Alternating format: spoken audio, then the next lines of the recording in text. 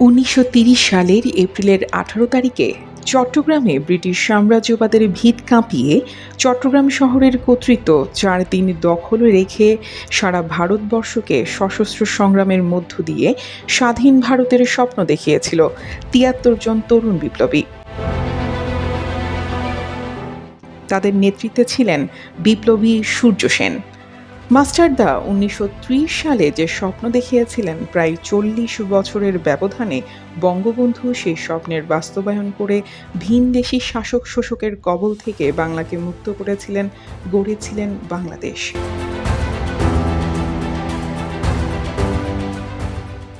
চট্টগ্রাম ভারতের প্রথম শহর, যা ব্রিটিশ সাম্রাজ্যের হাত থেকে ৩ দিন স্বাধীন ছিল। ঐতিহাসিক রমেশচন্দ্র মজুমদার চট্টগ্রাম যুব বিদ্রোহকে ভারতের বিপ্লবী কর্মকাণ্ডের সবচেয়ে সাহসিকতাপূর্ণ কাজ বলে চিহ্নিত করেছেন, যা ছিল ২০০ বছরের ইতিহাসে ইংরেজদের জন্য সবচাইতে অপমানজনক ঘটনা। ইংরেজ বাহিনীর এদেশের মানুষের কাছে প্রথম পরাজয়। ১৯৩০-এর ১৮ এপ্রিল তারিখটি বিপ্লবীরা সশস্ত্র আন্দোলনের জন্য বেছে নিয়েছিলেন আয়ারল্যান্ডের ইস্টার বিদ্রোহকে স্মরণ করে। মাস্টারদা সূর্য সেনের সর্বাধিনায়কত্বে ৭৩ জন বিপ্লবী দেশকে সাম্রাজ্যবাদীদের হাত থেকে মুক্ত করার উদাহরণ সৃষ্টির জন্য অন্তত কিছুদিনের জন্য হলেও চট্টগ্রামকে মুক্ত করে লড়াই করে মৃত্যুবরণ করার লক্ষ্যে অভ্যুত্থান শুরু হলো।